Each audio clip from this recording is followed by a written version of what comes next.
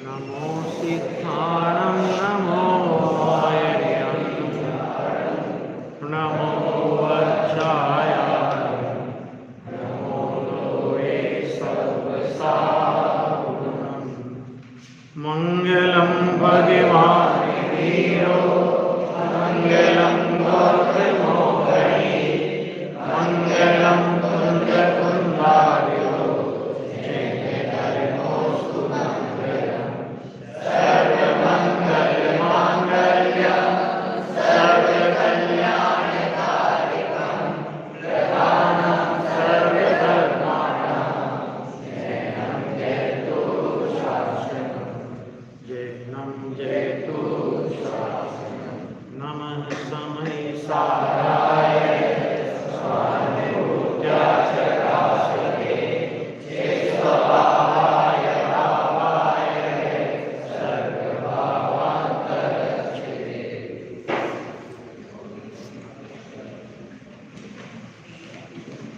समय सार युग प्रवर्तक पूज्य गुरुदेव श्री के जीवन के कुछ प्रेरणास्पद संस्मरणों को हम यहाँ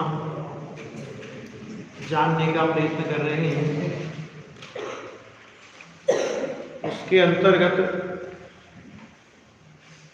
कल कहाँ तक हमारी चर्चा हुई थी? मंदिर बन गया था, मंदिर की प्रतिष्ठा वगैरह हो गई है ना।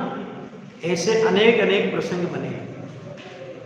कुछ ऐसे प्रसंग भी हैं कि एक बार एक बालक ने गुरुदेव से प्रश्न किया।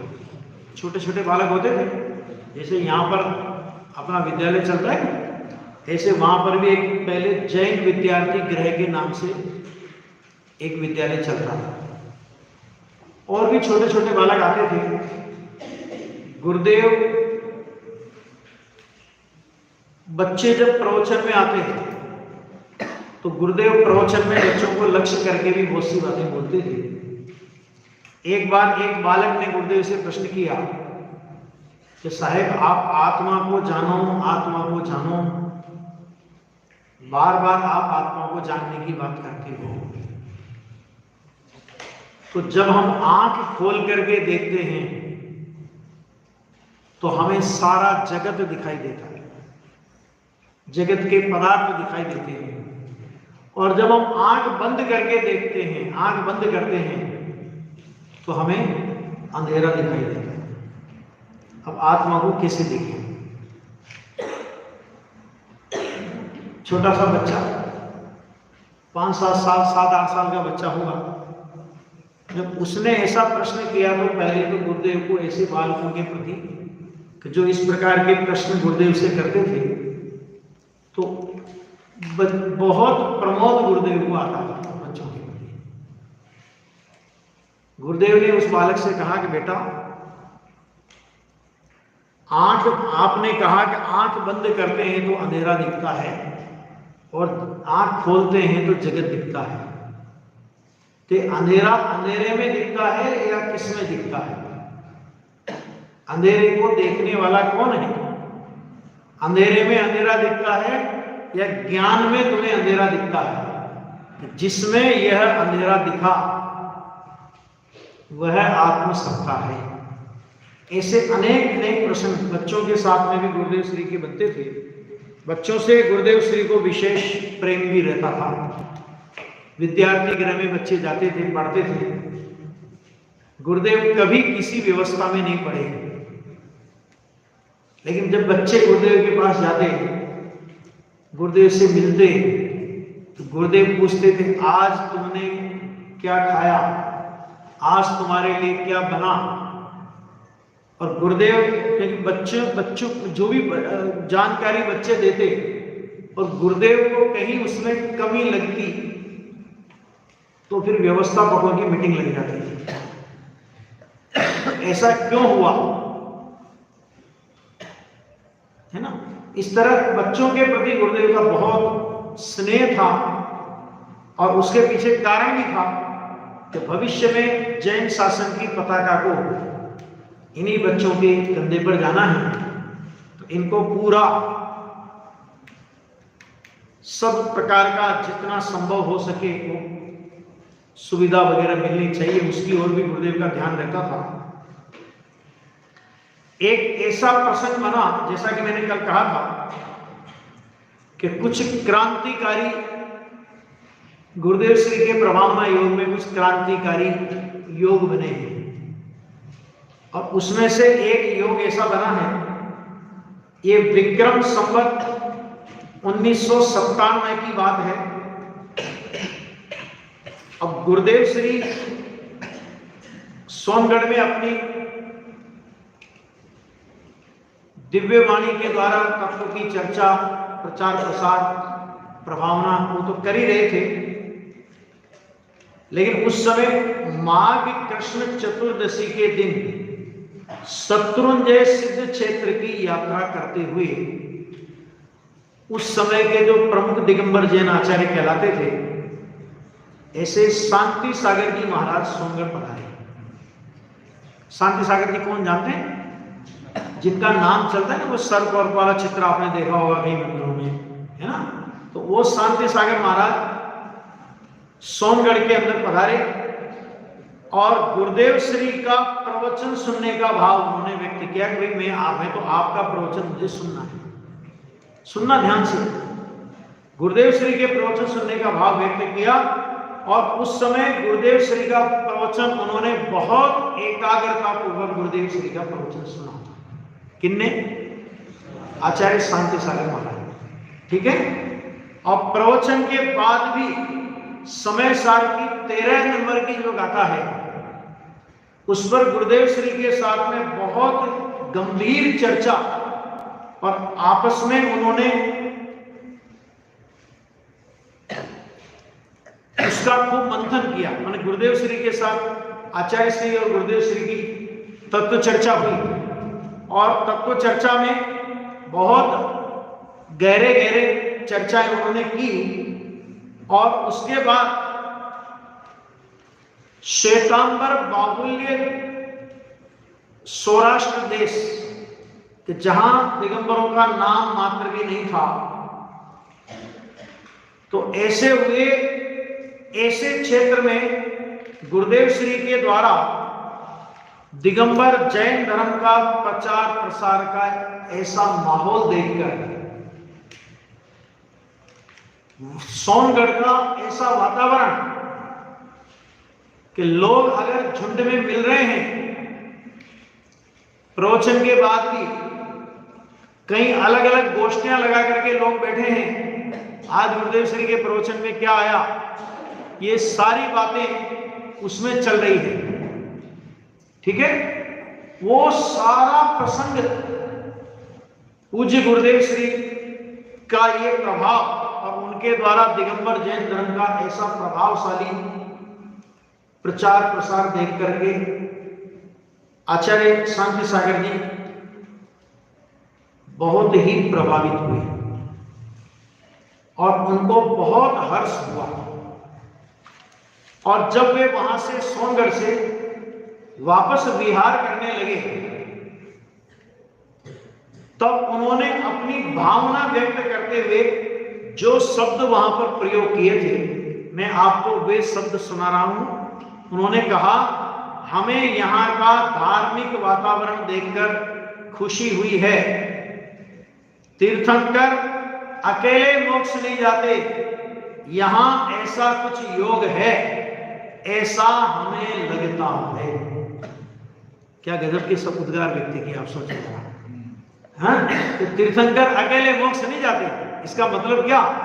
ये जो सोनगढ़ की भक्त मंडली है ना, और इनके जो समझ लीजिए प्रभाव के व्यक्तित्व हैं गुरुदेव श्री, ये अकेले मोक्ष नहीं जाने वाले हैं, इनके साथ में इनके न जाने कितने भक्त मोक्ष जाएंगे।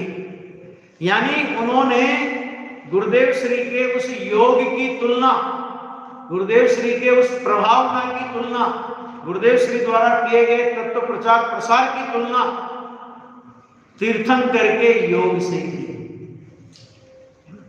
ये एक प्रसंग है। और जब इस प्रकार का उद्गार सुना सभी लोगों ने,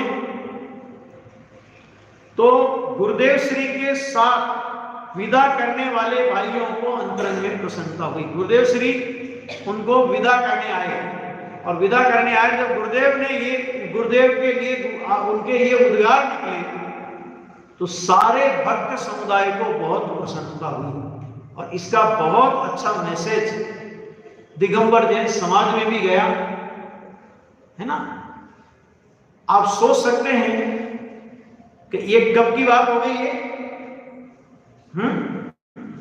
कि ये बात हो गई विक्रम संवत 1957, यानी अभी चल रहा है 79, हाँ 3 साल और जोड़ लो उनमें, 82 वर्ष पहले की बात है कि 82 वर्ष पहले उन्होंने ये उद्गार व्यक्त किए, और ये उद्गार आज भी जो सोनगढ़ से गुरुदेव श्री का जीवन चरित्र की सीडी निकली है, और भी जो इस प्रकार के गुरुदेव श्री के बारे में जो भी निकले हैं, उनके उद्गार वहां पर आज भी उस आचार्य श्री के ये उद्गार वहां पर दिए जाते हैं। वे इस समय वो पधारे थे और उन्होंने इस प्रकार का उपदेश वहां पर, इस प्रकार का अभिप्राय वहां पर व्यक्त किया था। एक पॉइंट। इसके बाद क्या प्रसंग बना, ये एक बहुत बड़ा प्रसंग था जिसने दिगंबर जैन समाज को, मूल दिगंबर जैन समाज को भी गुरुदेव श्री के सानिध्य में आने का मार्ग प्रशस्त किया। ठीक है, और उसके बाद देखो चर्चाएं तो बहुत है, लेकिन बहुत महत्वपूर्ण प्रसंगों पर मैं आपको चर्चा करता हूं कि उसके बाद आत्मधर्म का भी प्रकाशन होना चालू हो गया था।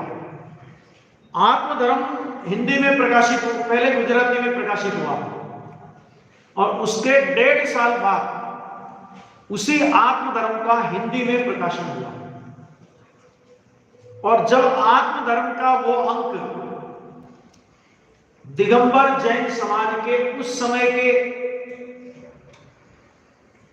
जिनको अपन नेता कह सकते हैं, जिनको उस समय के दिगंबर जैन समाज के कुबेर कह सकते हैं, जिनका नाम चलता था सर सेठ हुकमचंद जी इंदौर,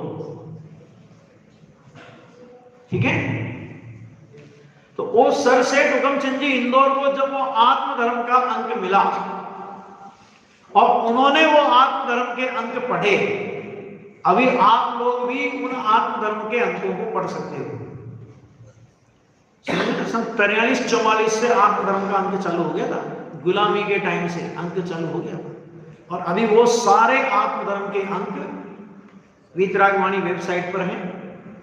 और आप लोगों को चाहिए तो मेरे पास यहाँ पर पेन ड्राइव में भी उनकी पूरी कॉपी है, तो वो आप ले सकते हैं। उन सभी अंकों को हमने दोबारा टाइप करा करके और वेबसाइट पे भी डाल दिया है, पढ़ सकते हैं आप लोग, उस समय के समाचार पढ़ सकते हैं। तो वो सर सेठ हुकमचंद जी को बहुत प्रमोद आया, और इतना प्रमोद आया कि वे अपने साथ में अपने कुछ विद्वानों को लेकर, सेठ जी के साथ कुछ विद्वान रहते थे वहां पर, उन विद्वानों को लेकर के वो सोनगढ़ पधारे। और सोनगढ़ पधारने के बाद 3 दिन तक वे वहां रुके, और जब वहां का आध्यात्मिक वातावरण, बाल ब्रह्मचारिणी बहनों की दिनचर्या, भाइयों की दिनचर्या, और वो देखा उन्होंने कि यहां तो जहां देखो वहां सिवाय तत्व की चर्चा के अलावा और कुछ काम होता ही नहीं, और भरचक भीड़। सेठ हुकमचंद जी के आने का समाचार मिल गया लोगों को, तो और लोग भी, आसपास के लोग उनको देखने आए, गुरुदेव का प्रवचन सुनने आए। तो सेठ जी ने 3 दिन तक प्रवचन सुना और वो बहुत प्रभावित हुए, और गुरुदेव श्री को भी एक भावना रहती थी अंदर में कि यदि इन विद्वानों को ये तत्व ज्ञान समझ में आ गया तो 100 श्रोताओं को समझाओ, चाहे एक विद्वान को समझाओ, बराबर है ना। तो गुरुदेव श्री ने सेठ जी के साथ में जो विद्वान आए थे, उन विद्वानों के संबोधनार्थ बहुत महत्वपूर्ण विषयों की उन्होंने वहां पर चर्चा की। जिन विषयों में लोगों को भ्रम होता था, जिन विषयों के संदर्भ में लोगों को शंकाएं उठती थी, क्रमबद्ध पर्याय, सर्वज्ञता, निमित्त उपादान, निश्चय व्यवहार इत्यादि इत्यादि विषयों के संदर्भ में जो भ्रम उपस्थित होते थे, तो गुरुदेव ने विशेष रूप से प्रवचनों में उन विषयों को लिया और उनका व्यापक स्पष्टीकरण किया। और उन्हीं गुरुदेव के उस समय के जो प्रवचन हैं, उन प्रवचनों का प्रकाशन हुआ वस्तु विज्ञान सार नाम से। अभी भी आपको विक्रमवाणी में मिल जाएगी वो पुस्तक। वस्तु विज्ञान सार नाम से उस पुस्तक का प्रकाशन हुआ। और सेठ जी ने उस समय अपनी ओर से आत्मधर्म का उस समय चंदा था कितना? 3 रुपया वार्षिक। कितना? 3 रुपया वार्षिक। तो सेठ जी ने उस समय 1000 रुपए या 1500 रुपए कितने संस्था को दिए और उन्होंने कहा कि हमारी ओर से अलग अलग मंदिरों में आत्मधर्म की प्रतियां भेजी। और उनको लगा कि ये जो स्वाध्याय भवन बन गया, तो ये स्वाध्याय भवन तो छोटा पड़ने लगा, तो क्या करना? तो एक बड़ा स्वाध्याय भवन बनना चाहिए। और उस समय कुंद कुंद प्रवचन मंडप, जहां अभी बाहुबली भगवान की रचना वगैरह आप लोग देखते होंगे, वहां पर कुंद कुंद प्रवचन मंडप है। वो कुंद कुंद प्रवचन मंडप का शिलान्यास सर सेठ हुकमचंद जी के कर कमलों से हुआ। और इसके समाचार पूरे देश में, क्योंकि कोई बड़ा व्यक्ति आवे तो पूरे देश में समाचार, दिगंबर जैन समाज में, पूरी दिगंबर जैन समाज में ये बात फैल गई। और उसके बाद दिगंबर जैन समाज के लोगों का भी, पहले भी लोग आते थे, चुपके बुपके लोग आते थे, लेकिन उसके बाद तो समझ लो एक प्रवाह चालू हो गया। अगले साल सर सेठ हुकमचंद जी फिर आए, है ना। और आकर के जब वो आए तो उन्होंने स्वाध्याय, वो जो प्रवचन मंडप था, उस प्रवचन मंडप का तब तक निर्माण हो चुका था। तो सेठ जी ने अपनी उस यात्रा का नाम अपने परिवार के रिश्तेदारों को, बहुत से लोगों को, पंडितों को, सबको लेकर के आए और उन्होंने अपनी यात्रा का नाम रखा था सोनगढ़ यात्रा। आप सोचो जरा कितना बहुमान उनको होगा, है ना। और फिर आए, शिला ने उसका उद्घाटन किया और उद्घाटन प्रसंग पर उन्होंने बहुत अच्छी दान राशि की वहां पर घोषणा की, जो उस समय सोचा भी नहीं जा सकता। इतनी बड़ी दान राशि की वहां पर उन्होंने घोषणा की। और गुरुदेव के प्रभावना योग में एक स्वर्णिम इतिहास बना। एक और प्रसंग अभी और बताता हूं मैं, कि एक ऐसा प्रसंग बना कि गुरुदेव श्री इस समय सार का प्रकाशन कैसे हुआ। आपको पता है, अभी अपने को समय सार बहुत सहजता से उपलब्ध है, लेकिन पहली बार जब समय सार का प्रकाशन हुआ था तब कैसे हुआ था पता है? सुने अपने को लगे कि कितनी मुश्किल से ये तत्व हमारे सामने आए। गुरुदेव श्री के समय सार के प्रवचन चलते थे। स्थानकवासी संप्रदाय में जब वो साधु थे, तभी से उन्होंने समय सार में प्रवचन प्रारंभ कर दिए थे और 99 गाथा तक के प्रवचन उनके वहां पर हो गए थे। जब उन्होंने परिवर्तन किया और वापस समय सार के प्रवचन शुरू किए, तो 100वीं बार के प्रवचन, 100वीं गाथा के प्रवचन गुरुदेव श्री के हुए। वहां से फिर पहली बार के, मतलब वो 99 गाथा तक तो पहले कर चुके थे, फिर 100वीं गाथा में यहां से आने के बाद प्रवचन हुए। तो गुरुदेव श्री को ऐसा विकल्प आया कि सबके हाथ में पुस्तक हो तो बहुत अच्छा। परम शुद्ध प्रभाव मंडल से जितनी पुस्तकें थी उतनी मंगा ली, लेकिन वहां भी लिमिट है ना। और गुरुदेव का प्रभाव तो इतना बढ़ गया कि 1000 मंगाओ तो खत्म, 2000 मंगाओ तो खत्म। तो गुरुदेव का ऐसा विकल्प आया, इस ग्रंथ का गुजराती भाषांतर, मूलानुगामी अनुवाद और सबके हाथ में ये ग्रंथ हो तो अच्छा, और प्रवचन में उनने ऐसा भाव व्यक्त किया, क्योंकि गुरुदेव कभी कहते तो थे नहीं किसी से कि आप छपा लो, आप छपा लो, आप छपाओ, ये छपाओ, वो छपाओ, कुछ नहीं बोलते। सबके हाथ में किताब हो तो बहुत अच्छा, बस इतना गुरुदेव का विकल्प था। और बहन श्री बहन, दोनों बहनें, उनको बहुत भाव आया और उन्होंने हिम्मत भाई से कहा कि आपको इस ग्रंथ का गुजराती अनुवाद करना है। अनुवाद हो गया, अनुवाद हो गया तो आज तो अपने को सोनगढ़ बहुत करोड़पति ट्रस्ट दिखाई देता है।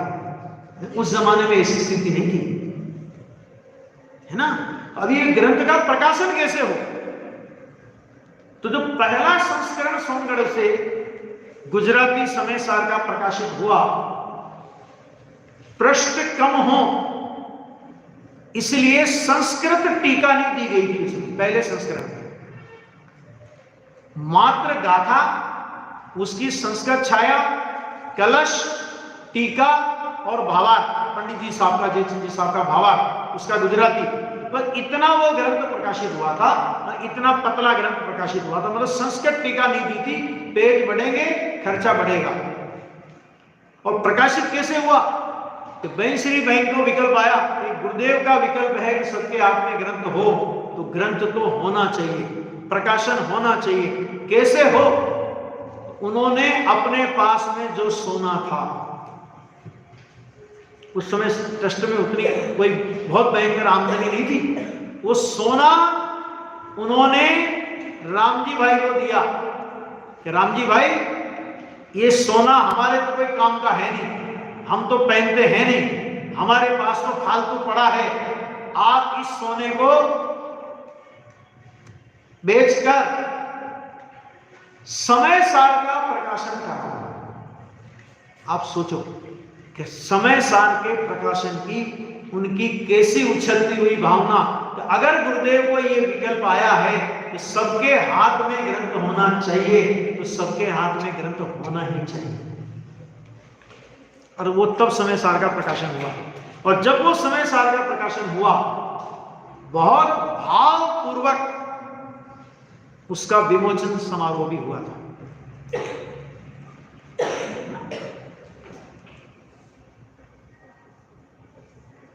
और उसके बाद तो फिर धीरे धीरे बहुत सारे काम होने लगे, है ना। ये सब प्रसंग ऐसे प्रसंग हैं कि आज अपने को जो लगता है कि जितनी सुविधा से आज अपने को तत्व मिल रहा है, जितनी सुविधा से आज अपने को शास्त्र मिल रहे हैं, है ना, अब तो अपने को डिजिटल भी मिल रहा है, पुस्तक भी मिल रही है, ये इतनी सुविधा से सहज उपलब्ध नहीं था। खैर, ये सारा प्रसंग बना और ग्रंथ का प्रकाशन भी हो गया, आचार्य भी आ गए, शेख साहू जी को अपने सर सेठ हुकमचंद जी भी आ गए, ये सारी बातें हो गई। अभी जब ये गुरुदेव का प्रचार प्रसार अपनी तीव्र गति से बढ़ने लगा, उनके तत्व ज्ञान का प्रचार प्रसार, तो विद्वानों को भी थोड़ी सी उनमें भी खलबली मची कि ऐसा कौन महापुरुष है, एक बार अपने को मिलना चाहिए। और उस समय दिगंबर जैन विद्वत परिषद थी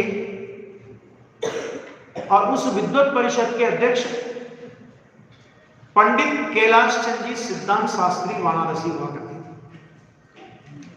ठीक है, वो वाराणसी वाले पंडित जी, उन्होंने ये नक्की किया कि ऐसे यदि हम विद्वानों को बुलाएंगे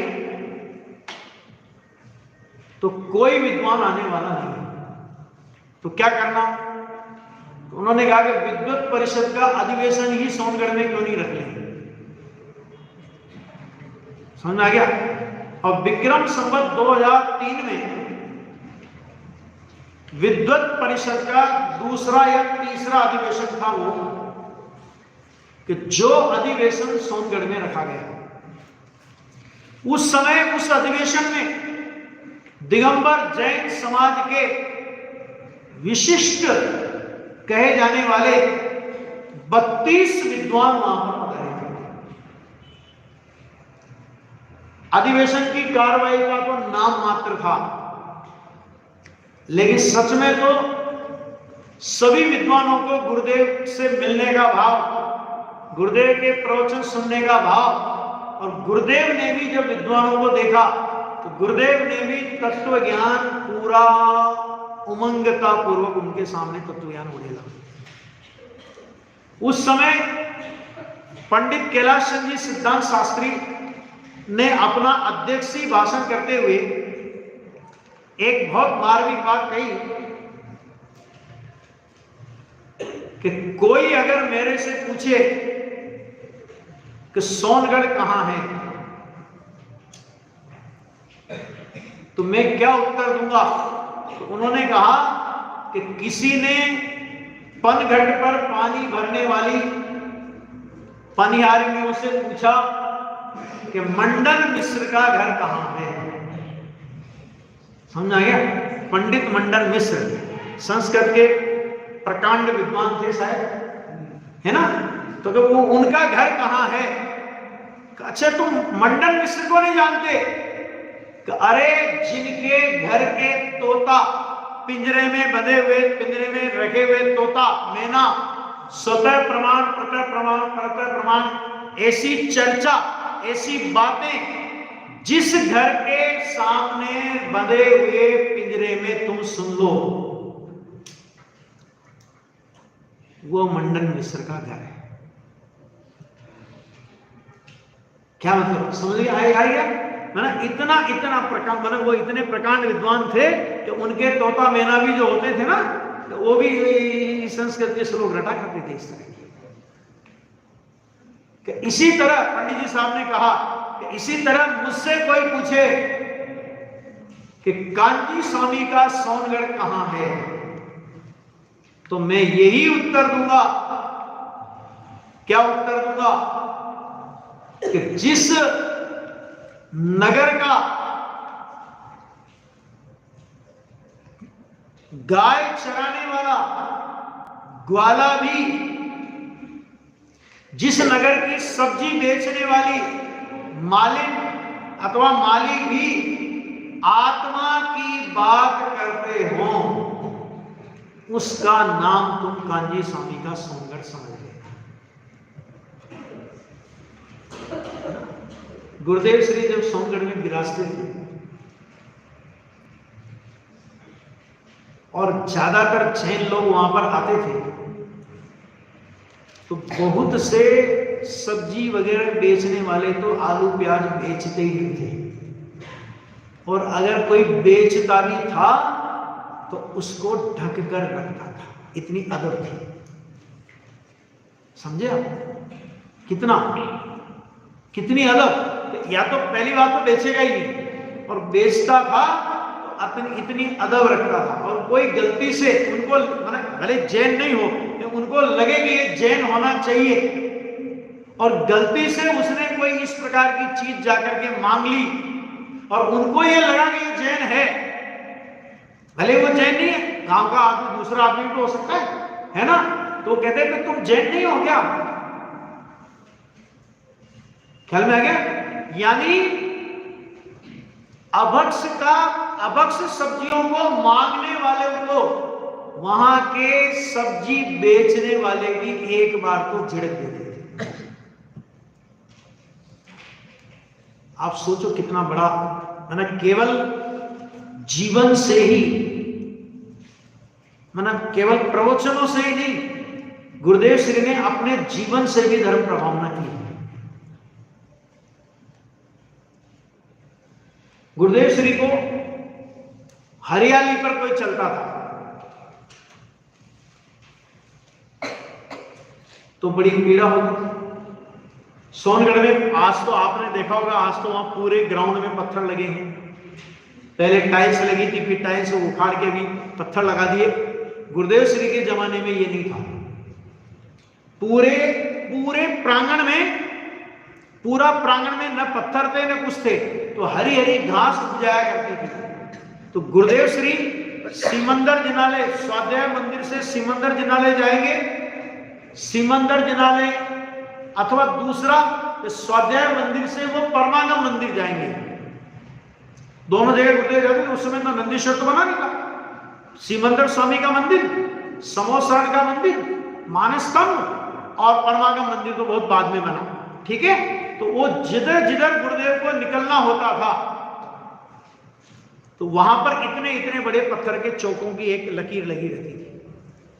पीछे चित्र चल रहा है, छोटे बच्चों को बता सकते हैं परमागम मंदिर कौन सा है, मंदिर कौन सा है। हाँ देखो ये जो है ना आपको ये जो दिख रहा है इधर साइड में, ये परमागम मंदिर है। ये उसके पीछे जो आपको दिख रहा है वो नंदीश्वर जिनालय है, गुरुदेव के बाद बना है। ये बीच में जो आपको दिख रहा है ये स्वाध्याय मंदिर है। ये आपको मानस्तंभ दिख रहा है। ये पीछे सिमंदर जिनालय है और इसके पीछे सिमंदर भगवान का समोसरण मंदिर है। समझ आ गई नहीं? ये सोनगढ़ का पूरा चित्रण है। और ये इधर तो गुरुदेव को, जहां गुरुदेव का दाह संस्कार हुआ था वो गुरुदेव का समाधि स्थल है, ठीक है। कहने का मतलब समझ आया कि उनको इतना, अगर अभी एक प्रसंग आपको बताता हूं कि 320 गाथा पर गुरुदेव श्री का प्रवचन चल रहा है और गुरुदेव श्री के स्वाध्याय भवन के सामने जहां गुरुदेव प्रवचन की पाठ पर विराजते थे उसके सामने एक पीपल का पेड़ लगा हुआ है बाउंड्री में, ठीक है। गुरुदेव की नजर वहां पे आराम से उस बाउंड्री के बाहर भी जा सकती है। तो एक बच्चे ने पीपल के नीम के पेड़ का एक पत्ता तोड़ा, नीचे झुक रही होगी डाली, तोड़ करके उसको ऐसे ऐसे करके मसल रहा था। तो गुरुदेव ने 320 गाथा के गंभीर प्रवचनों को बीच में रोककर कहा, अरे इन माता पिता को जरा भी विवेक नहीं है, बच्चों को ऐसा खुला छोड़ देते हैं और ये बच्चे पत्तों को मसलते हैं। तुमको पता है एक पत्ते में कितने जीव हैं, तुम्हारे कितने भाव के माता पिता उसमें बैठे होंगे। समझ आएगी कि नहीं आगे? ये गुरुदेव की करुणा थी कि कभी कोई हरी घास पर तो चलने का सवाल ही नहीं, लेकिन अगर कोई बच्चा भी अगर इस तरह का पेड़ का पत्ता तोड़ता हुआ देखा जाए तो गुरुदेव झिड़क देते थे माता पिता को। जिनवाणी का विनय आपको पता है कि सोनगढ़ के किसी भी जिन मंदिर में आज तक पंखा नहीं लगा है। और जो गुजरात होता है ना, तो वो गुजरात गर्म प्रदेश कहलाता है। अपने यहाँ जितनी सर्दी पड़ती है ना, इतनी सर्दी के मौसम में भी तुम वहां चले जाना तो तुमको वहां पर उतनी सर्दी नहीं लगेगी। गर्मी में तो फिर हाल बेहाल हो जाते हैं, लेकिन सोनगढ़ के किसी मंदिर में, स्वाध्याय भवन में आज तक गुरुदेव के बाद से लेकर आज तक कोई पंखा नहीं लगा। अब पंखा नहीं लगा तो बहुत तरह के आदमी होते हैं। गुरुदेव प्रवचन करना है, अब मान लो भीड़ है बहुत सारी, अब गुरुदेव प्रवचन कर रहे थे, इतने शास्त्र कहां से लाए? तो गुरुदेव की जो जो गाथा चलने वाली होती थी, ये परंपरा तो ठीक है, वो चीज सबके हाथ में होना चाहिए। मान लीजिए छठी गाथा चलनी है, तो छठी गाथा चलनी है तो छठी गाथा को अलग से पंपलेट में छपा करके सबके हाथ में दिया जाता है। अब अपने जैसे कोई लोग हो वो यूं करके हवा खा रहे हैं। ये तो मैंने रुमाल से दिखाई आपको, ऐसे पत्ते होते तो पत्ते से हवा खा ली। और गुरुदेव श्री की नजर में वो आ जाए तो फिर कितना ही बड़ा करोड़पति हो। आज जिनवाणी ना पाना छे, ये जिनवाणी के पन्ने हैं, ये तुम्हारे खाता बही नहीं है। जिनवाणी के पन्नों से हवा नहीं खाई जाती, नहीं तो 4 गति में परिभ्रमण की हवा खानी पड़ेगी। गर्मी है ना, इससे अधिक गर्मी तुम नरक में सहन करके आए हो, है ना? मैंने कितना विनय। जिनवाणी अपन तो क्या है, बहुत से लोगों की तो मैंने देखा है कि बहुत से लोग तो किताब खोलते हैं ना, तो किताब खोलते पन्ने पलटते थूक लगा लेंगे अंगुली पे, फिर पन्ने पलटने लग जाएंगे किताब। गुरुदेव को जिनवाणी का भी कितना विनय था कि हाथ में पसीना आता था, तो पसीना आता था तो गुरुदेव एक इतनी सी लकड़ी रखते थे, तो एक पन्ना खोला और जैसे उनको क्या वो लाइन लगा के पढ़ना पड़ता था ना, तो लाइन पे ऐसे लकड़ी यूं लगा करके देखते थे। माने मेरे हाथ में आने वाला पसीना जिनवाणी को नहीं छुए, नहीं तो जिनवाणी की असाधना होगी। ऐसा विनय जिनवाणी का था, और लोगों ने उसे दूसरा समझ लिया। लोगों ने क्या समझा कि भाई साहब ये कांजी स्वामी है ना, इनके पास एक जादू की लकड़ी है। तो क्या करते हैं, जादू की लकड़ी है तो जो भी आता है उसके ऊपर यूं घुमाते, और यूं घुमाते ही वो उनका भगत बन जाता है, पैसे वाला बन जाता है। और इसी भ्रम के कारण लोगों ने कहा कांजी स्वामी की जादू की लकड़ी है, तो उनसे उनकी लकड़ी हम पे घूमने के बजाय हम उनकी लकड़ी घर पे क्यों नहीं ले जाएंगे। तो 2 बार किसी ने गुरुदेव श्री की वो लकड़ी चुरा ली। सोचो आप जरा कि वो लकड़ी चुरा ली। फिर प्लास्टिक की लकड़ी लाके दी गई, वो भी चुरा ली। लोग ले गए चुरा के, कौन ले गया पता ही नहीं पड़ा। फिर जब डॉक्टर साहब ने इंटरव्यू लिया तब उसमें उनने प्रश्न किया गुरुदेव श्री से। क्या प्रश्न किया कि ये प्रश्न किया कि साहब हमने सुना है कि आपके पास जादू की कोई लकड़ी है, आपके पास उसका चमत्कार है, उस जिस पर आप फेर देते हो वो आपका हो जाता है, पैसे वाला हो जाता है। मैं आपसे सच पूछता हूं, तो अगर आज का जो वातावरण अपन देख रहे हैं, गृहस्थों की बात को छोड़िए, त्यागियों में भी जो चमत्कार के पीछे नमस्कार की उक्ति को लेकर के चल रहे हैं, अगर ये बात गुरुदेव के बारे में फैलाई और गुरुदेव के जैसी मानसिकता वाला व्यक्ति नहीं होता और अपने को पुजवाने की भावना वाला व्यक्ति होता, तो इस बात का कितना बड़ा लाभ उठा सकता था। समझ आ गया है ना। और वो जादू की लकड़ी के चमत्कार के नाम पर बहुत बड़ी भीड़ इकट्ठी कर सकता था, नहीं कर सकता था। लोग तो पागल हैं, कुछ भी चमत्कार के नाम पे कुछ भी करा है ना। लेकिन गुरुदेव ने जो बहुत सधा हुआ उत्तर दिया, गुरुदेव ने कहा हमारे पास ऐसी कोई जादू की लकड़ी नहीं है। ये जो लकड़ियां चुराली उराली वो उसी इंटरव्यू से पता पड़ा हमको भी गुरुदेव की बात सुन के। समझ में आ गया। गुरुदेव ने कहा भैया हाथ में पसीना आता है, जिनवाणी को छुआ नहीं जाता, उस पसीने का हाथ जिनवाणी पे नहीं लगे, इसके लिए हम लकड़ी रखते हैं। हमारे पास तो चैतन्य का चमत्कार है। तो फिर उनसे पूछा गया अगर ऐसा है तो जो आपके पास आता है वो आपका कैसे हो जाता है। तो गुरुदेव ने कहा कि भाई हमारे पास तो आत्मा के सुखी होने की बात है, और जगत के सभी जीव सुख तो चाहते ही। हो सकता है हमारी बात सुनकर के उन्हें वो बात अच्छी लगे, उन्हें वो बात समझ में आए, और वो हमारी बात को पसंद करने लगे, क्योंकि हमारी बात तो है नहीं, ये तो तीर्थंकरों की बात है। तो फिर उनसे पूछा कि साहब ये तो ठीक है, लेकिन ये बताओ आपको कि जो आपके पास आता है वो पैसे वाला कैसे हो जाता है। दुनिया को तो ये चाहिए, आशीर्वाद मिल जाए बस, गुरुदेव का आशीर्वाद। बहुत से लोग आते थे साहेब आपका आशीर्वाद हो जाए। तो गुरुदेव कहते थे भाई लोग यहाँ निवृत्ति लेकर के आते हैं, महीनों महीनों रहते हैं, तत्व की बात सुनते हैं, हो सकता है उससे उन्हें पुण्य बन जाए और पुण्य का उदय उनको आ जाए और उनको पैसा भी मिल जाए।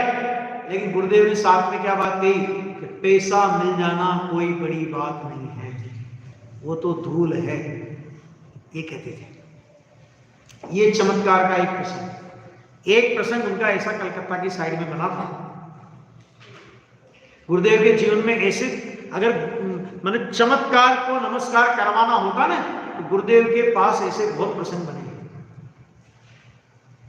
कलकत्ता की साइड में गुरुदेव पधारे थे, कलकत्ता साइड में। तो वहां पर जहां गुरुदेव को ठहरना था, तो वहां पर उनके मकान के पास में एक आम का वृक्ष था, और उस आम के वृक्ष में कभी फल नहीं लगे, सूखा सूखा रहता था। लेकिन जिस समय गुरुदेव श्री वहां, जिस वर्ष गुरुदेव श्री वहां पधारे और गुरुदेव श्री का उनके मकान पर निवास रहा, उस साल उस मकान, उस आम के पेड़ पर ढेरों आम आए, और लोगों ने कहना चालू कर दिया कांजी स्वामी का प्रताप है। समझ में आ गया? जबकि कुछ नहीं, वो पेड़ का स्वरूप है, नहीं आए तो नहीं आए, आगे तो आगे, क्या जरूरी थोड़ी है हर साल आम के पेड़ पे आम आते भी कहां हैं। एक साल आएंगे तो एक साल नहीं आएंगे, एक साल कम आएंगे, एक साल ज्यादा आएंगे। लेकिन ऐसा योग संयोग, तो उधर तो गुरुदेव श्री का वहां निवास हुआ, और उधर उसी वर्ष उस पेड़ पर आम का लगना हुआ, और लोगों को एक बहाना मिल गया कि कांजी स्वामी आए ना, इसलिए इस पेड़ पर आम लग गए, नहीं तो हमने इस पेड़ पे आम कभी देखे नहीं। गुरुदेव ने कभी भी इस प्रकार के चमत्कार की बातों को नजरअंदाज ही किया है, और उन्होंने कभी भी इन बातों पर, इस प्रकार की बातों को महिमा मंडित करना या उन पर भरोसा करना, ये कभी उन्होंने अपने जीवन में नहीं किया। गुरुदेव का प्रभाव इतना जोरदार था कि बहुत से लोग घर से ये सोच करके निकलते थे, कुछ विद्वान होते थे, कुछ तर्कबाज लोग होते थे, वो ये सोच के निकलते थे हम सोनगढ़ में जाएंगे और सोनगढ़ में जाकर के हम कांजी स्वामी के सामने कांजी स्वामी का विरोध करेंगे। ठीक है, लेकिन गुरुदेव श्री का आभा मंडल और गुरुदेव श्री की जो बात निकलती थी, वो ऐसा लगता था कि मानो अंदर से निकल रही हो, वो बनावटी बात नहीं होती थी। तो जो भाई, ऐसे अनेक लोगों से हमारा भी मिलना हुआ। हम पहली बार जब सोनगढ़ गए तो हम ये सोच के गए थे हम वहां कांजी स्वामी का विरोध करने जा रहे हैं, हम कांजी स्वामी के सामने उनकी बातों का विरोध करेंगे, हम ये सोच करके जा रहे हैं। लेकिन भाई साहब, जब हम वहां गए और हमने उनकी बात सुनने की बात तो बहुत दूर, जैसे ही हमने उनको देखा, क्या क्या हुआ कि हमारा तो हृदय परिवर्तित हो गया। ऐसे भी प्रसंग बने हैं कि सोनगढ़ में वो गए, गुरुदेव के सामने विरोध करने गए थे और विरोध नहीं कर पाए। गुरुदेव की हर बात में हाँ में हाँ मिलाया, सोनगढ़ से बाहर आके फिर भले विरोध करने लगे। गुरुदेव का पुण्य प्रभावना योग इतना जबरदस्त था। इसका एक प्रसंग है, ब्रह्मचारी मूल शंकर देसाई, नाम सुना हो? नहीं सुना होगा बच्चों ने तो। मूल शंकर जी देसाई, वो भी गुरुदेव के साथ ही, गुरुदेव जैसे परिवर्तित हुए ना, वैसे वे भी परिवर्तित हुए थे। लेकिन होता है, सबका पुण्य का उदय तो अलग अलग प्रकार का होता है ना। गुरुदेव को जैसा सम्मान मिले वैसा नहीं मिला, कुछ जो भी कारण रहा, लेकिन उन्होंने जीवन भर गुरुदेव श्री का विरोध किया, जीवन भर गुरुदेव श्री का विरोध किया। और क्या हुआ? अंत में क्या हुआ कि जब राजकोट में वो थे और उनकी तबीयत बहुत खराब हुई और उन्हें लगा अब मैं जीवन में बचने वाला नहीं हूं, ठीक है, तो उन्होंने समाचार भिजवाए सोनगढ़ में कि साहब मेरी तबीयत बहुत खराब है, मैंने जीवन भर आपका विरोध किया है और मैं आपसे क्षमा मांगना चाहता हूं, मैं आपसे एक बार मिलना चाहता हूं, मैं आपके दर्शन करना चाहता हूं। जो भी समाचार इस तरह के भिजवाए, और गुरुदेव श्री को जब ये समाचार पता पड़े कि ब्रह्मचारी अपने मूल शंकर देसाई जी बीमार हैं, अंतिम अवस्था उनकी चल रही है और गुरुदेव श्री से मिलने का भाव उन्होंने व्यक्त किया है, ठीक है, तो गुरुदेव को पता तो था कि जीवन भर हमारा विरोध किया इसने, लेकिन गुरुदेव श्री ने तुरंत कहा, प्रवचन होने के बाद तो तुरंत कहा कि चलो हम राजकोट जाएंगे। ठीक है, और गुरुदेव श्री राजकोट पधारे। राजकोट मूल शंकर देसाई जी को उन्होंने उनके वहां निवास पर वो गए। जिस समय गुरुदेव श्री वहां पधारे, मूल शंकर देसाई जी गुरुदेव श्री का हाथ पकड़ करके आंसू भर भर के रोने लगे कि साहेब, हमने आपका जीवन भर विरोध किया, सत्य तत्व ज्ञान की हमने आसाधना की, मैं आपसे माफी चाहता हूं। गुरुदेव का हृदय कितना कोमल है। गुरुदेव ने कहा, भाई बड़ी बात भूल ही जाओ, भूल जाओ, काई नहीं, कुछ नहीं, भूल जाओ, है ना। तुम तो फिर उन्होंने जो उपदेश देना था वो दिया। गुरुदेव श्री अपने प्रवचनों में ये प्रसंग सुनाते हुए कहते हैं कि जिस समय ब्रह्मचारी अपने मूल शंकर देसाई रो करके मुझसे माफी मांग रहे थे, उस समय मुझे तो शर्म आ रही थी। मैंने कभी किसी मुमुक्षु को कोई विरोधी है तो विरोधी होता था ना, तो गुरुदेव श्री उनको पता लगे कि विरोधी है और आज अपने यहां आया है सुनने के लिए, तो गुरुदेव श्री आगे बुलाते, भाई અહીં आओ, आगे आओ, बड़े प्रेम से उसे बुलाते थे, आगे आओ, यहां बैठो, आगे बैठो। इतना गुरुदेव श्री का विनम्र व्यवहार, आदमी आधा तो वैसे पानी हो जाए। एक घटना है, गुरुदेव श्री यात्रा के लिए निकले थे और पाटनी जी का नाम तो आपने सबने सुना ही है। ये घटना सुना के पूरा करूंगा। पाटनी जी का नाम तो आपने सुना है, नेमसिंह जी पाटनी। वो यात्रा संघ के संचालक थे। माउंट आबू के पास का एक गांव है, वहां पर एक परिवार मुमुक्षु का केवल, और उस एक परिवार ने गुरुदेव श्री को आमंत्रित किया और बहुत ठाट बाट के साथ आमंत्रित किया और बहुत बड़ी स्टेज बनाई, बहुत बड़ा पंडाल बनाया। जितनी भक्ति भाव हो सकते थे उतनी भक्ति भाव उन्होंने की। गुरुदेव मेरे यहाँ आ रहे, गुरुदेव मेरे यहाँ आ रहे, गुरुदेव मेरे यहाँ आ रहे। लेकिन गुरुदेव पधारे और गुरुदेव अपने आवास पर पहुंचे, इतने में वहां का पूरा श्वेतांबर समाज गुरुदेव श्री के विरोध में नारे लगाते हुए, कांजी स्वामी वापस जाओ, एकांतवाद का नाश हो, एकांतवाद का नाश हो, ऐसा नारे लगाते लगाते जहां गुरुदेव ठहरे थे वहां पर वो आ गए और जोर जोर से नारे लगाने लगा। पाटनी जी ने मना किया तो भी गुरुदेव किवाड़ खोल करके उन नारे लगाने वाले उत्तेजित लोगों के बीच में पहुंच गए। ठीक है, और पहुंचने के बाद गुरुदेव ने कहा, भाई हम तो यहां से चले ही जाने वाले हैं, हम यहां स्थायी रहने के लिए नहीं आए हैं, लेकिन हमारे वजह से तुम लोग आपस में कसाई मत करो।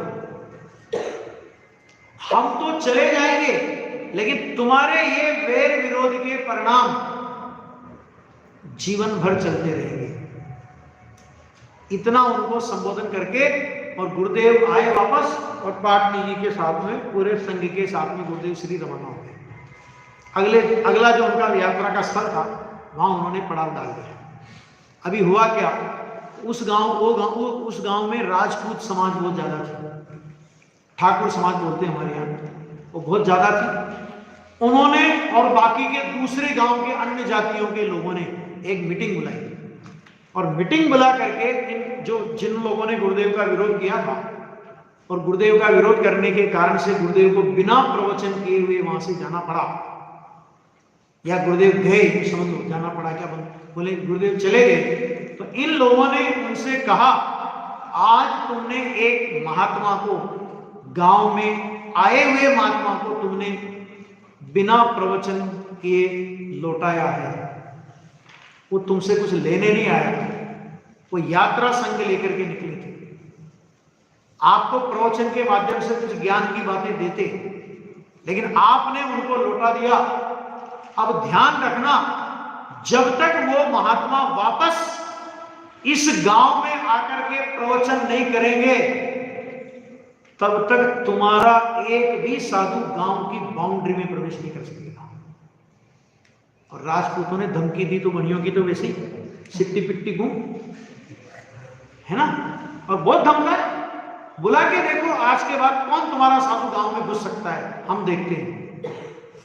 सब एकदम पश्चाताप भी हुआ, क्योंकि गुरुदेव का व्यवहार भी ऐसा कि गुरुदेव उनके बीच में आके ये बात बोल के गए, इधर इनका दबाव, अंदर में आदमी थोड़ा सिट्टी पिट्टी तो गुम हो ही जाती है ना। तो वो सब लोग, जिसमें वो विरोधी लोग भी थे और दूसरी जाति के सब लोग भर करके, 2 बसें भर करके जहां गुरुदेव आगे यात्रा के लिए चले गए थे वहां पहुंचे। पाटनी जी को खबर मिली, पाटनी जी कहा नहीं नहीं नहीं, गुरुदेव नहीं जाएंगे आपके गांव। गुरुदेव ने कहा क्यों क्यों, क्या हल्ला है, क्या हल्ला है? तो गुरुदेव को बताया गया कि साहब उस गांव के लोग आए हैं, और यदि आप वहां नहीं जाओगे, उन लोगों ने कहा कि यदि आप हमारे यहाँ नहीं पधारोगे तो भविष्य में हमारे यहाँ कोई साधु संत नहीं आ सकेगा और हमारे गांव में एक विरोध की खाई पड़ जाएगी। हम आपसे हाथ जोड़कर निवेदन करने आए हैं, आप पधारो और आप अपना प्रवचन हमें प्रदान करो, और फिर हम आपको ससम्मान वहां से विदा करेंगे। पाटनी जी ने मना कर दिया। गुरुदेव ने कहा कोई बात नहीं, अपने जाने से यदि गांव में शांति होती है तो हम जाएंगे। गुरुदेव ने कह दिया जाएंगे, तो फिर जाएंगे, कौन मना कर सकता है। वापस गुरुदेव आए, और अब के जब वापस गुरुदेव आए तो जो लोग पहले विरोध में नारे लगा रहे थे, अब वो गुरुदेव की जय जयकार कर रहे थे, और पूरा दृश्य पलट गया। सारे लोगों ने, जैन और अजैन जनता ने गुरुदेव का जो भावभीना स्वागत किया, वो इतिहास की एक अमर गाथा बन गई। गुरुदेव का प्रवचन हुआ, गुरुदेव ने उस घटना के संबंध में कुछ बातें नहीं की, और भगवान आत्मा के गीत, आत्मा परमात्मा की चर्चा, तत्व ज्ञान की मधुर चर्चा गुरुदेव सुनाते रहे और लोग सुनते रहे। इस तरह अनेक जगह ऐसे वातावरण बने। ये एक उदाहरण दिया, इंदौर में, सनावद में कई जगह काले झंडे दिखाए, किसी ने पत्थर फेंकने की कोशिश की, किसी ने तेजाब फेंकने की कोशिश की। लोग वहां की पुलिस प्रशासन ने उन लोगों को जेल में बंद कर दिया, और जब गुरुदेव श्री को इस बात का पता पड़ा कि हमारा विरोध करने और हमारे साथ में बदतमीजी करने के कारण पुलिस ने हमारे जैन भाइयों को पुलिस के अंदर बंद कर दिया है, तो गुरुदेव ने कहा अपने जैन भाई हैं, भूले हैं तो क्या हुआ, हैं तो भगवान, उनको जेल से छुड़ा के लाओ। हमारा कोई साधर्मी जेल में नहीं जाना चाहिए, और वो भी हमारे निमित्त से। एक बार तो ऐसा भी प्रसंग हुआ कि कुछ लोगों ने गुरुदेव श्री की गाड़ी पर हमला करने की कोशिश की, और उस गाड़ी में उस समय मध्य प्रदेश नहीं हुआ करता था, मध्य भारत हुआ करता था, और उसके मुख्यमंत्री थे मिश्री लाल गंगवार। उनके एक भाई भी थे रतन लाल गंगवार, इंदौर के थे ये दोनों, है ना। और गुरुदेव जब भी भोपाल पधारते, मुख्यमंत्री होते हुए भी प्रतिदिन गुरुदेव के प्रवचनों में आना मिश्री लाल गंगवार जी के जीवन का नियम था। तो जब लोग बहुत उधम मचाने लगे तो गंगवार जी ने कह दिया चला दो, गाड़ी होगी जो देख लूंगा, मुख्यमंत्री। गुरुदेव ने कहा ऐसा नहीं होता, है ना। ऐसे ऐसे प्रसंग भी बने हैं कि जो गुरुदेव की महानता को बताते हैं, है ना। आज तो अपने विरोध में बोलने वालों को लोग क्या क्या करते हैं वो आपको बताने की जरूरत नहीं है, लेकिन गुरुदेव का इस हद तक विरोध हुआ तो उनको मारने तक की कोशिश की गई, उन पर हमला करने की कोशिश की गई, लेकिन गुरुदेव ने कभी उसका प्रतिकार नहीं किया। मानो टोडरमल जी का दूसरा अवतार गुरुदेव हुए। ऐसे महापुरुष कि जिनके जीवन की एक एक घटना प्रेरणास्पद हुई है। वास्तव में देखो, अगर चाहते तो गुरुदेव अपने नाम पर बहुत बड़ा प्रॉब्लम खड़ा कर सकते थे, जैसा आज चलता है ना, ऐसा गुरुदेव बहुत, क्योंकि गुरुदेव के साथ तो सच में ऐसे प्रसंग बने, क्योंकि उनका पुण्य प्रभावना योग इतना गजब का था। श्रीमद राजचंद्र से पूछा, आप चले जाओगे तो आपके जाने के बाद इस तत्व का प्रचार प्रसार करने वाला कोई होगा क्या? तो श्रीमद राजचंद्र ने उस समय कहा था, हमारे जाने के बाद 50 साल में इस तत्व ज्ञान का प्रचार प्रसार करने वाला एक महापुरुष निकलेगा। और वो श्रीमद जी के उद्गार उस समय के अखबारों में प्रकाशित हुए थे। और अभी समाधि तंत्र के प्रवचन में और प्रवचन सुधा 5वें भाग में गुरुदेव श्री ने प्रवचन सार के प्रवचन में समय श्रीमद राजचंद्र जी के वे उद्गार कि भाई ज्ञानी के ज्ञान की कितनी निर्मलता होती है। देखो, श्रीमद जी को 50 साल पहले ये पता पड़ गया था कि इस तत्व ज्ञान का प्रचार प्रसार 50 साल के बाद करने वाला एक व्यक्ति निकलेगा। और वो व्यक्ति कौन थे? वो व्यक्ति थे गुरुदेव श्री। समझ आएगी कि नहीं आएगा? ऐसे बहुत बहुत प्रसंग हैं। अभी तो देखो, ये प्रसंग लिखे जा रहे हैं, है ना, बहुत सारे प्रसंग हैं, लगभग 1000-1500 पेज की पुस्तक होगी ऐसा लगता है ना, लिखे जा रहे हैं। हम वो लिख रहे हैं जिसके हमको प्रमाण मिलते हैं, आत्मधर्म के माध्यम से, अन्य माध्यम से, विविध स्रोत से जो प्रमाण हमको मिलते हैं उसको हम गुरुदेव श्री के जीवन चरित्र में सम्मिलित करने जा रहे हैं। जितनी चर्चा, जितने प्रेरक प्रसंग और भी हैं, उनकी चर्चा तो अपन करेंगे ही, वरना ये जो पुस्तक प्रकाशित होगी इसमें तो बहुत सारे लगभग सभी प्रसंग उनके जीवन के मिल जाएंगे। उसमें हम ये भी कोशिश कर रहे हैं कि जिन प्रसंगों को लिखा जा रहा है, यदि वो प्रसंग गुरुदेव ने स्वयं सुनाए हो तो अपन ने वो जो प्रसंग लिखा उसके साथ ही गुरुदेव श्री ने इस प्रसंग को इस प्रकार सुनाया, वो प्रसंग भी जोड़ के कौन से ग्रंथ में, कौन से प्रवचन में, कब वो सुनाया, वो सब जोड़ करके